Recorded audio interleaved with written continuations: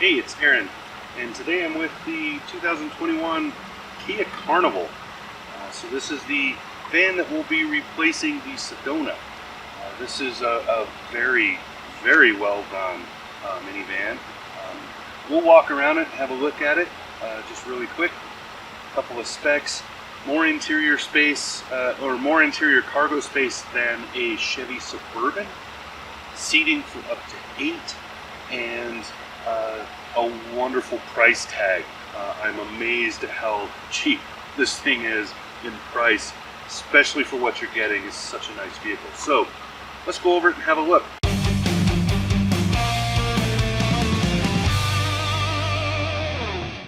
We'll start with that engine.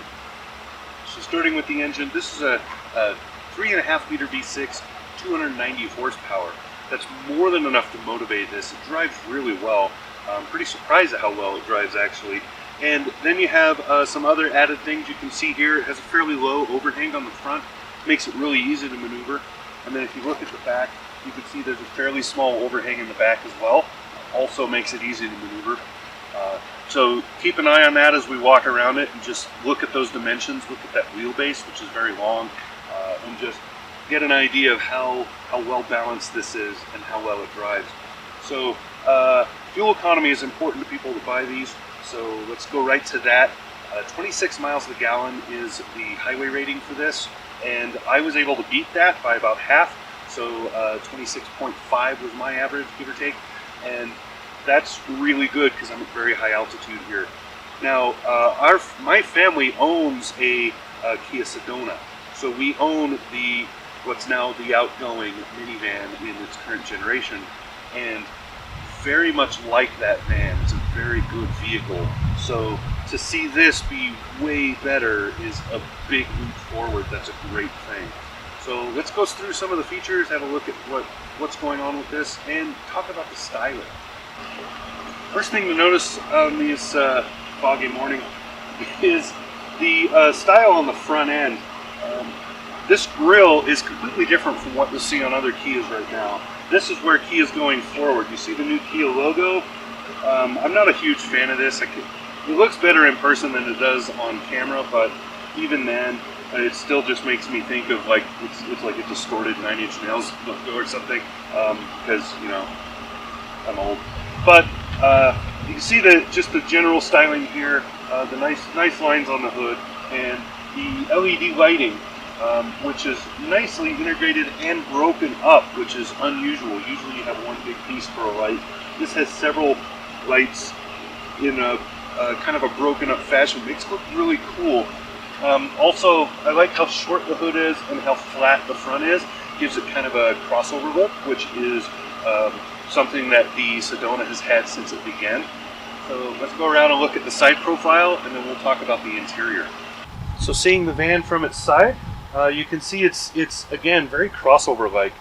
The only giveaway is that cut opening on the back for the door to slide. Otherwise, it's very crossover. So you can see how fast it cuts off in the front.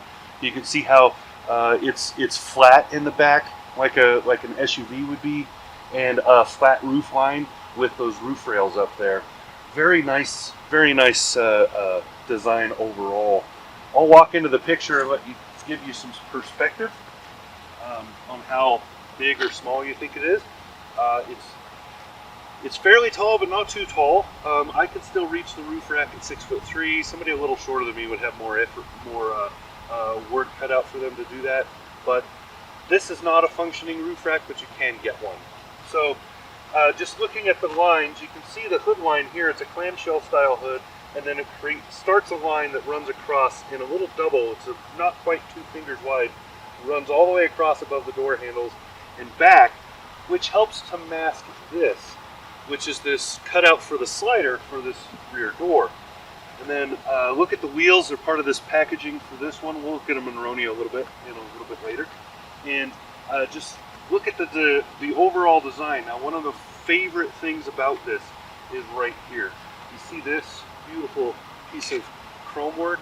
It's just really awesome. It's a cool texture with that kind of, it catches a lot of light, and it pulls the eyes away from the size of that rear door. So it moves your eyes over there so you don't notice so much how big this door is, which is why this looks SUV instead of van. It's one of the things that helps with that. Now, standard across the board on this van are things like these electric sliding doors. So they're automated like that. You can open and close them several ways. You can open them with the key fob, so there's a button for each of the side doors on there. You can also open it by pulling the handle like I just did, and then from the inside you can pull the handle to close it or open it, or you can push this button that's right in here on the sidewall. So either way, there you go. Now this is the 8-seat configuration, so there is a middle seat in here. That middle seat is separate from the other two, so you can remove that to create captain chairs. You can also fold it down to have a console. My kid's been doing that most of the week. I put it back up for some photos, but it's really easy. You just pull a strap over there and it drops down. So you can have that, and then in the back seat you have 3 more seats in that third row. Third row is pretty friendly. I had no issues getting in and out of it, and I'm a grown adult. I'll show you that in a minute. So, you know, I'm a big dude. I still go back there. Yeah, so that's kind of the side profile. Let's go look at the cargo in the back end, and then we'll get inside. So on the back end of the Carnival, you can see it's pretty plain and flat. They didn't go crazy with the design back here. The light goes all the way across, and then you have your third light up here. This doesn't actually illuminate very often. It does when you just have the running lights on, and then brake lights and so on. Nice, kind of a simple design. They didn't go too overboard, which I'm glad to see. One thing I would have liked to see is maybe to have this glass open on its own, but that's not really like a deal breaker. It's just a convenience. And when you open the hatch, you can see there's tons of room in here, and I can walk underneath this without smacking my head, which that's a van thing. It's pretty rare to see that in other vehicles. I think I left the radio running. But anyway, you have these seats here. They fold down into this. So if you see, this one is folded down right now. I can lift it up like that, and you have this deep tub, or I can make that into a regular seat. You have grocery hooks on both of these. You have tie downs down in the bottom there, and up here. These are net tie downs, so you could have a net across here. Really nice kind of a setup. There's an opening right here to set things in. I've been putting things that I didn't want to tip over from like the grocery store could go in there. There's another cubby up here, and just a good setup. There's a couple of plugs back here. The third row seats have USBs in the wall. Just some really smart little touches on this van. Let's go get inside. So sitting in the driver's seat, it's a very comfortable seat. It's easy to adjust everything to what you need. I have tons of headroom, probably almost 4 inches, maybe 3.5, and a wonderful interior for just sitting and driving. Controls are pretty intuitive. The one thing that's a big change as far as I'm concerned is the door controls. So you used to be able to push buttons to open and close the rear doors in the hatch. Those used to be up here. They're not. Now they're down over here on the left of the steering wheel. It takes a couple minutes to get used to it if you're used to it being up there. Other than that, it's lots of nice screen real estate. I'll show a couple of photos. Beautiful infotainment in this, and just a nicely laid out cabin in here. Wood, some faux wood inlay and a lot of other stuff. It's really great. There's a couple of things to note about this particular one, and the Carnival in general. That is, there's a whole lot of standard safety equipment, tons of it. Things like forward collision, and there's so many that I just have to use a list because there's forward collision avoidance, pedestrian detection, blind spot collision warning, rear cross traffic collision, parking distance warning, reverse, lane departure warning, and lane keeping assist, lane follow assist, driver attention warning, high beam assist. I mean, holy crap. a handful of best-in-classes for this, including best-in-class interior space, best-in-class cargo room, best-in-class acceleration, which includes that 290 horsepower engine, which is going through an 8-speed automatic transmission. That's 0 to 60 is rated by Kia at 7.4. I didn't bother doing one because, I mean, it's a minivan, right? It's not like a muscle car. But I do know that it's exceedingly confident picking up speed. So if you pull out into traffic, like where I live, I have to often pull out into this sort of main road. And if you don't get up and go into that 40 mile an hour on that road, you're going to have a bunch of people behind you that are very angry. And this will outrun a bunch of things. It's really good. So kudos there. Very nicely done. Let's look at the back seats and yeah, and then we'll talk about the price tag and other things, the Monroney. So sitting in this back seat, I have lots of room. This seat is, the seat ahead of me is where I was just sitting, so that's set for somebody that's 6'3", and I'm behind it here with lots of leg room, plenty of knee room. I do wish these benches were slightly higher because my knees do bend, but again, I'm tall. When my kids are back here and when my wife's back here she's about 5'6", this is perfect. There's no problems at all. The center seat is more comfortable than expected. So when I'm sitting in it, I expect to be kind of crammed in. There is some shoulder room issues, but again, I'm a big dude. It's more comfortable than I thought it would be, and it's worth noting that all three, that both of these outboard seats have latch for car safety seat, and then this middle seat also has them. They're just a little more buried, but for parents that have small ones, it's awesome to be able to put them in the center instead of one side, so they can see out the front. So your kid can talk to you. You can see them in the mirror. There is a conversation mirror on this. There's also this conversation camera, which is pretty cool. It's one of the options for this, where you can talk to them via the infotainment, and it goes through the speaker system. You don't have to turn around and yell and all of that. Really, really cool. This also has the optional entertainment system, which are these two monitors back here. There's one here and one here. These have HDMI and USB plugs. There's also USB charging plugs built into the seat backs right here, just right there, for easy access for a person in the back seat.